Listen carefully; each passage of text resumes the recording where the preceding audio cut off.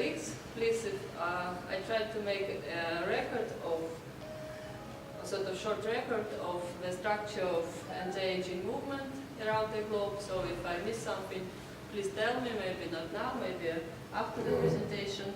We will try to make it full. Of course, nobody here needs to be convinced that aging is the case of all the major diseases. And there are considerable benefits of investing into research in biology of aging, including economic benefits. First of all, this is decreased mortality, increased workforce and economic growth, and cost reduction of providing care for the elderly. There would be better grounds for raising retirement age, and of course, development of industries like bioscience and biotechnology. In fact, there were studies which show that when older people live younger, it is not bad but good for economy. So perhaps we have to find them and use their arguments. Okay, this is let us see about the structure of funding of aging-related research. This is the data from Aging Portfolio, the database from Alexander Zhavrenkov.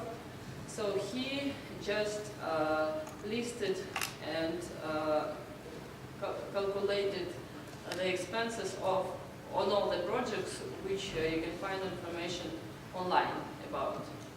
So we see that the United States government is by far the key source, the largest source of the funding for anti-aging research. So basically what he did, he took all projects he could find online through the content analysis which are related to aging research, and so he calculated the main sources. So we see the first lines would be National Cancer Institute, National Heart, Lung and Blood Institute, and all the institutes of the National Health Institute. And we see here European Commission taking quite a modest role. And then again we see other institute of the National Institute of Health,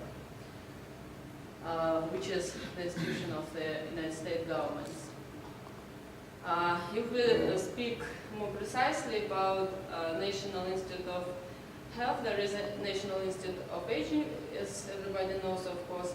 So they have slightly more than $150 million per year to be spent on aging biology, and additionally more than $430,000 to be spent on neuroscience, which could be still accounted as a branch of aging biology to some extent.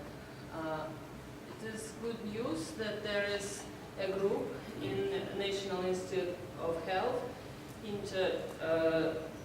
inter-institute group, which is called Neuroscience. It unites, the goal is to exchange ideas about the role of aging biology within the National Institute of Health.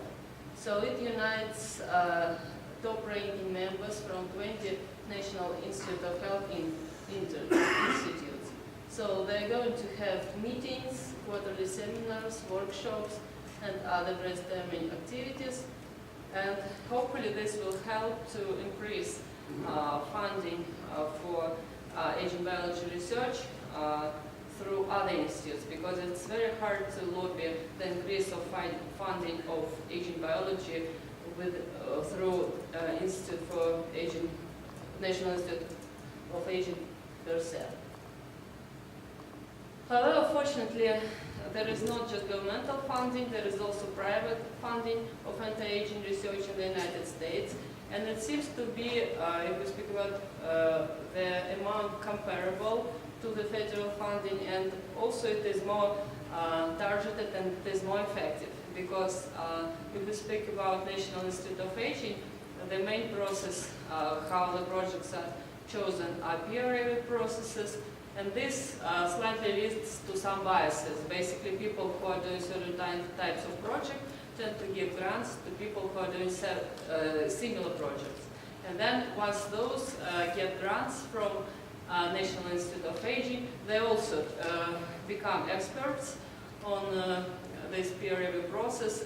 So basically, as a result, National Institute of Aging tends to hire low-risk, low-gain projects, and a lot of areas of aging biology is not funded. So, of course, there is the SENSE Foundation, and I think this is so far the only organization which is doing systemic work in organizing processes on aging biology, because, as we all know, the SENSE Foundation uses engineering research, which sets elimination of aging as a goal, per se. And this approach leads to the necessity of taking quite perhaps more decisive approaches towards elimination of aging. So there is also, of course, Ellison Medical Foundation, which provides research grants in the key areas of aging biology. The Bach Institute for Research on Aging, it is a strong research center which is focusing on the connections between aging and chronic diseases. There is Glenn Foundation for Medical Research. It is having a prize award for the academicians in this area, but also it is giving money for American Federation for Aging Research, which runs grant program. And there is also a lobbying organization, Alliance for Aging Research, which is working with the National Institute of Aging, and it is part of the initiative on neuroscience in the National Institute of Aging.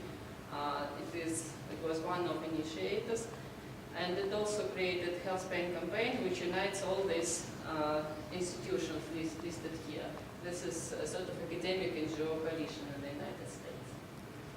If we speak about the European Union, we do not find, unlike the United States, we do not find a specialized policy, because even if people in the US complain that their funding, federal funding for biology of aging research is low in the United States, comparing to the priorities, it is still there. It is a national policy. At the level of European Union, we do not have anything like this, but there were some single projects which have been funded. For example, under the 6th program for research and technological development, there was the project Genetics of Healthy Aging funded. So at least online we can find that project, a roadmap for molecular biogerontology, was funded under the 7th framework program. We also see that the European Union Regional Development Fund supports the European Research Institute for Biology of Aging in Netherlands. This is a small but quite important research center. At the same time, we see unfortunately that some important projects like European Research Area in Aging and also this innovative partnership, at least for now, they do not include biology of aging as a priority. So our hope is HEALS, as the only organization, is the largest organization in the European Union in this area. In fact, in general, the advances in biology of aging seems to be related to two factors. First of all is GDP per capita, or economic development, and secondly is the size of the country and the size of the academic community. So I couldn't really list everything which is happening in the United States, because there are so many research centers and initiatives, and also for United Kingdom I wasn't able to list all the research centers here. But in the United Kingdom, funding aging biology is also a governmental policy, because the main governmental funding institution, Bioscience for the Future, has a specific program for aging research, and it's mainly focused on biotechnologies. There is quite strong academic community in this area, and just like in the United Kingdom. And also, SENS Foundation is also active there. We know, of course, about the biennial conference. And there is a number of strong academic and advocative NGOs, including British Society for Research on Aging and British Longevity Society. If we speak about Germany, there is a larger role of major research institutions. There is no specified governmental policy. So we have Max Planck Institute for Biology of Aging, the Cologne Cluster of Excellence in Cellular Stress Response in Aging-associated diseases, and Janus Center for the Systems Biology of Aging. But so it is not so bad. At least we have 3 centers doing this. Of course, in all countries there are other research groups and individual researchers which are not working in the specialized centers. But I use here specialized centers for aging biology as an indicator of the development of this area in certain countries. Surprisingly, we have quite strong development in Denmark. It was due to private Phoenix Foundation, which invested over $100 million in several years into gerontology, not only biology of aging, but to considerable extent. So there is a Danish Aging Research Center, which unites the Aging Research Center of the University of Southern Denmark, Department of Social Medicine and Research Center for Prevention and Health of University of Copenhagen, and Danish Center for Molecular Gerontology at Aarhus University. So it is quite a lot for such a small country.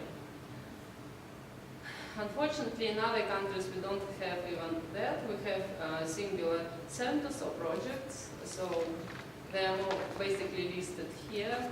It's Institute for Biomedical Aging Research of Austrian Academy of Sciences. In Belgium, we have group on aging and stress. In the University of Namur. In France, there is Institute for Research on Cancer and Aging and Yeast, and there is also a project sponsored by EXA.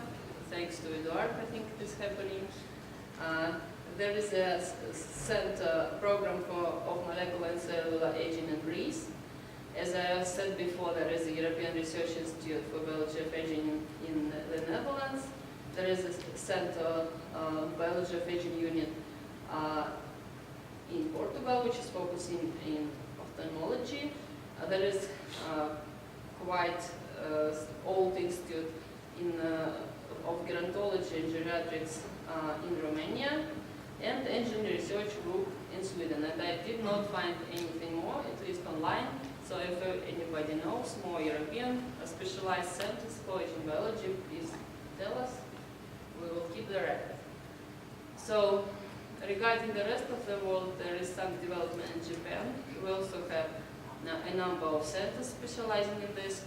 In addition to this, Japan has quite strong society for anti-aging medicine, which is quite not quite the same, but still it is the field which is close to us. In the Republic of Korea, there is quite strong society for gerontology, and we have Dr. Kyu Joo-min here. And there is at least one aging research center in the Korea Research Institute of Bioscience and Biotechnology. So this is, we have quite strong development in Russia.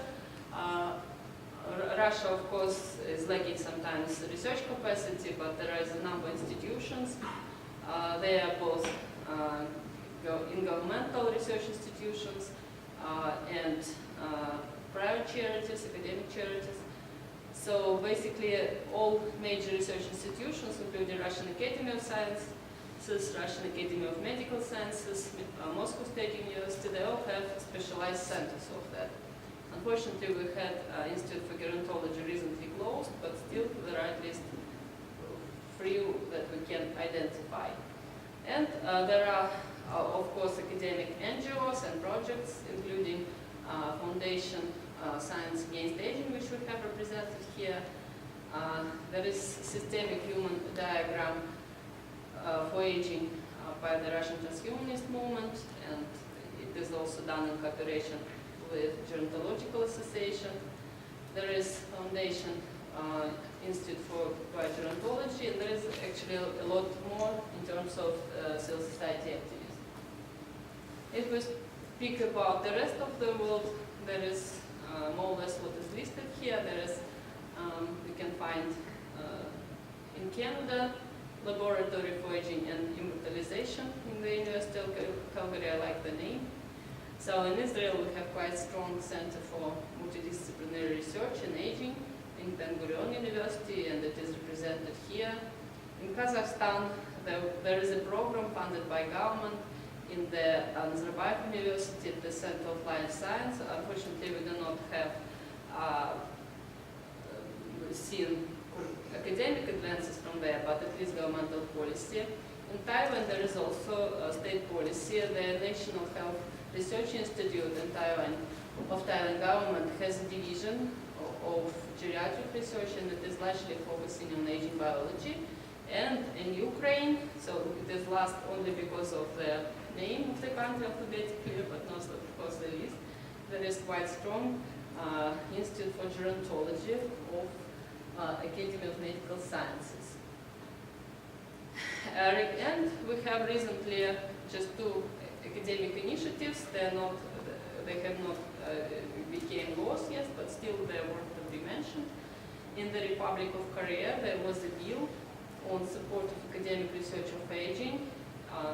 So it has not been passed, and the main reason is that Department of Science and Education and Department of Health cannot agree which one shall be leading the Korean version of National Institute for Aging, but there are hopes that sooner or later this issue will be solved, and we will have a specialized funding program in Korea.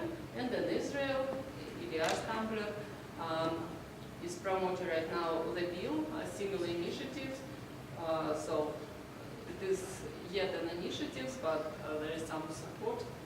And we shall see what is happening. So thank you very much.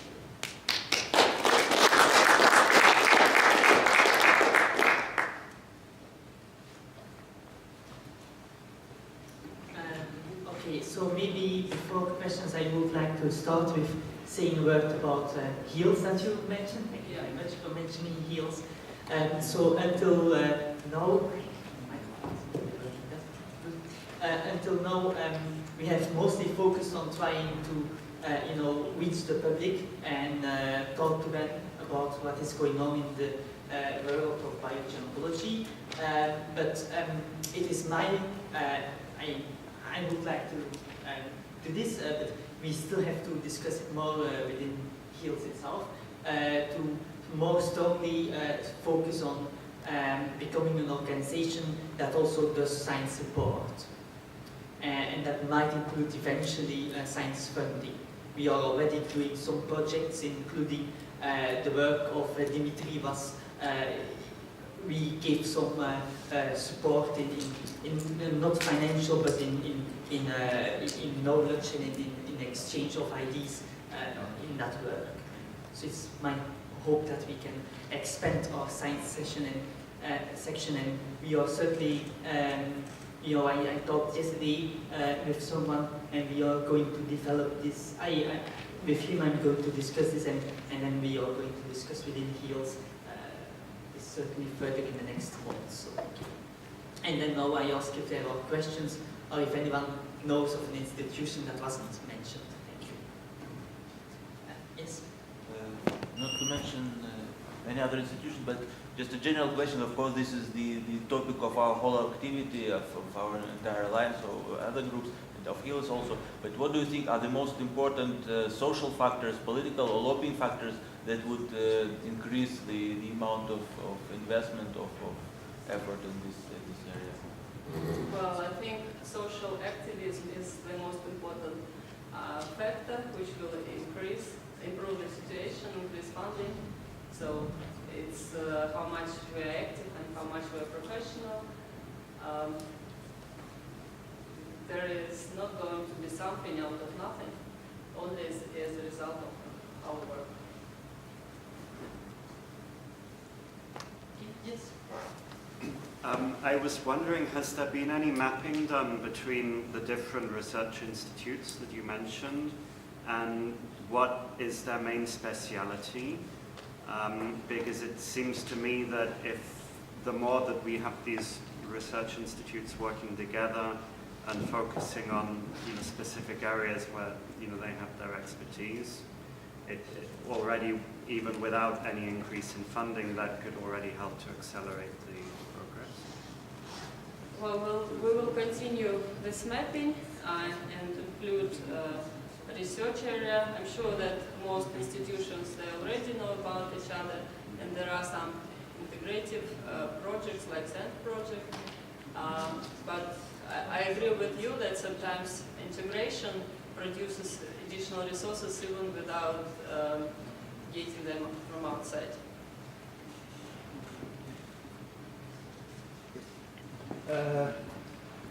Yeah, thank you for this very interesting speech. Really, it's great to see this list, and I think, well, I'm wondering on one side, on one hand, it's good to have many initiatives going for research against aging.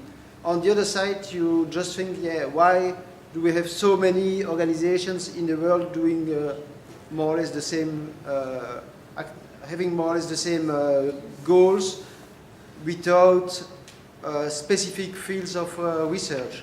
So once again, it's a very interesting speech, and I hope that the information will also be available online with a kind of a list. Also very interesting to know how much money is involved.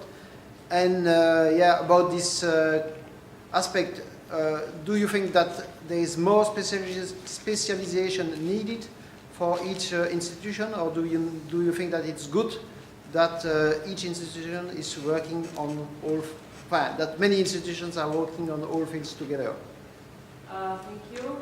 I think it's not in our hands to make institutions work in accordance to specialization, but what I definitely agree on, that we need some kind of coordination mechanism between these, so that they would not just repeat the works of each other, but there would be some advances. It is easier to say than to do, but we have to think in these directions to provide some comfortable platforms for coordination mechanisms. Yes?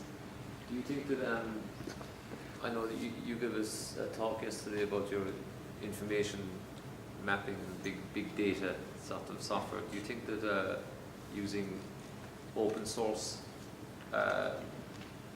software to allow people to see the different institutes' works in real time? I know there's going to be some degree of secrecy in publication and stuff like this, but even immediately after publication, that the information is given in a presentable way in the different areas, and people can just access that open source Wikipedia of aging. Well, this is a good idea. It is, of course, a separate project.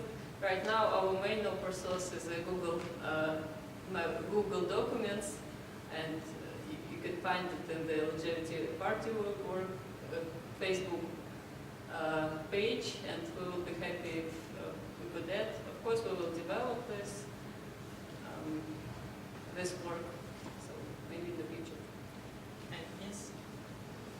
Thank you for your presentation, and it's a good work about the overview of the aging research around the world. And I really want to promote my lab that I'm working now in Ghent University. And this is the lab. I was a PhD student in University of Ghent in Belgium, and our lab is working on aging physiology and molecular evolution. And unfortunately, my promoter is not available now for this meeting, and I'm a student. And also, most of the work, actually, our lab is using C. elegans as a model to invest the metabolism and aging, and also for the molecular genetics works. The lab have already run for more than 20 years using C. elegans, and it's a long history. And also, what I want to say is about, because I'm a Chinese, I know some institute also in China, they're also working on aging and molecular part. Especially, I can just name some of the institute, like Chinese Academy of Science, and also the National Institute of the Biological Science, and also they have the Institute of Aging Research in Shanghai. Maybe you can have a look on the internet. Yeah, it would be great to add. I just couldn't find anything proper in English, so your advice would be very valuable.